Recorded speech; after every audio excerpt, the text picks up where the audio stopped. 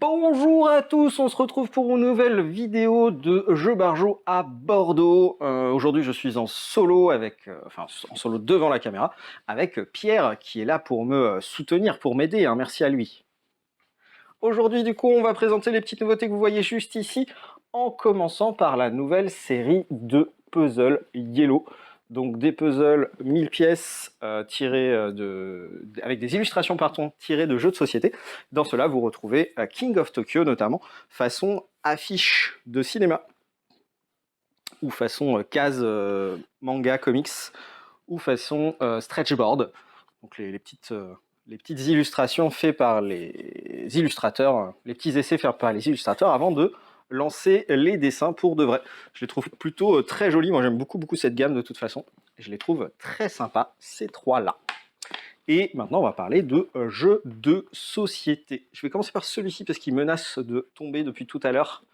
En eau trouble, du coup, c'est la troisième mission de la gamme Idée Aventure. Donc ce sont des jeux d'enquête, on va dire, un peu façon Cold Case. On va recevoir une enveloppe avec énormément de matériel à l'intérieur. Donc on aura des affiches, on aura des photos, on aura des, pourquoi pas, tickets de métro, pourquoi pas un prospectus, etc., etc. Il n'y a pas de règle et on va devoir se débrouiller pour résoudre la Cold Case juste avec ça. Donc celui-ci, c'est la troisième, comme je disais, et j'en profite pour vous montrer que les autres sont revenus en stock, avec les trois qui sont ici, juste là.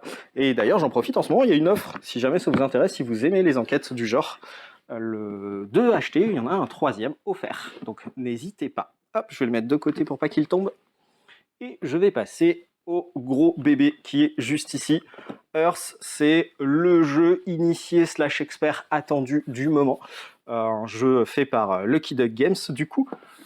C'est un jeu de engine building.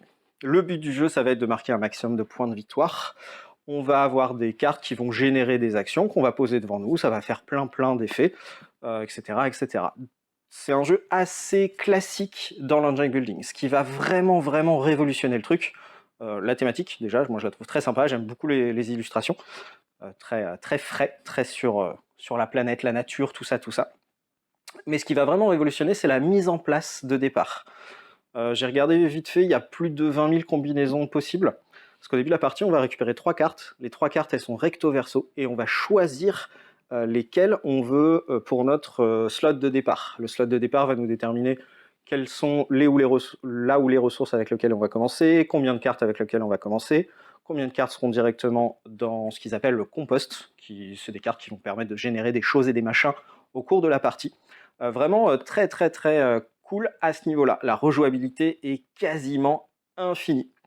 Moi je trouve les illustrations plutôt très cool, même si mon camarade Romain n'aime pas du tout. Mais moi je trouve ça vraiment très bien. Et sinon, oui, comme je disais, c'est très classique dans l'engine building. Ce qui va changer concrètement, c'est les 3 cartes dont je vous parlais qui sont juste ici. Elles sont toutes recto verso. Je choisis vraiment comment je veux la mettre, comment je veux l'utiliser. Les façons de scorer des points de victoire qui sont aussi mises en place aléatoirement au début de la partie. Et ensuite, on va effectuer les actions de notre tableau, suivant l'action que le premier joueur va choisir. Le premier joueur va choisir une action juste ici. Tout le monde va la faire et lui, il aura un bonus supplémentaire par rapport à ça. Vraiment très cool, très simple à prendre en main. Et on passe au suivant. Zero Hero, juste là, c'est un petit jeu qu'on a découvert à Cannes. On a beaucoup aimé, même si Pierre n'a rien pigé aux règles d'après ce qu'on a vu quand il jouait. Mais vraiment très cool. Le but du jeu, ça va être de faire des collections de cartes pour marquer des points. Mais attention, seules les collections avec une seule ou 3 cartes vont faire gagner des points. Donc si jamais je me retrouve avec 2 cartes dans une collection, c'est mort. Si je me retrouve avec 2 ou 4, pardon, pareil, ça ne marchera pas. Le but du jeu, du coup, ça va être de récupérer les petits jetons qu'on voit juste ici, avec des petits cachets qui seront au centre de la table. Donc il y aura 4 ou 5 paquets. Dans chacun des paquets, il y aura des petites pastilles qui ressemblent un peu à des bonbons. Et à son tour de jeu, soit on pourra prendre une petite pastille, soit on pourra dépenser les pastilles qu'on a en notre possession pour acheter une des cartes disponibles au centre. on va faire nos collections. Des fois, en posant des cartes, ça va faire des effets. Donc, je vais voler des cartes aux autres, je vais rajouter des cartes aux autres, etc., pour un petit peu biaiser les collections de mes adversaires. Et on va essayer de marquer un maximum de points comme ça. Vraiment très très cool. On s'est beaucoup amusé à Cannes. Un autre jeu qu'on a découvert à Cannes, et cette fois-ci, c'est moi qui étais très très nul. J'ai compris la partie à la fin, donc ça m'a pas aidé à gagner. J'ai fait une pierre, comme on dit dans le milieu. Nimalia, du coup, c'est un jeu avec encore des animaux, encore sur la thématique de la nature. Dans celui-ci, on va avoir 5 objectifs qui vont être présents au centre de la table. Et de façon croisée, à chacune des manches, on va marquer des points de victoire de telle ou telle façon. Pendant la première manche, on va prendre l'objectif A avec l'objectif B, la deuxième, l'objectif B avec l'objectif C, etc. C'est un système de jeu avec un draft. À mon tour de jeu, je vais récupérer des cartes en main, je vais pouvoir les poser au centre de la table pour créer un petit plateau personnel, comme ça, un petit biome, on va dire. En posant ma carte, je suis obligé de recouvrir au moins un des carrés déjà présents sur mon espace de jeu.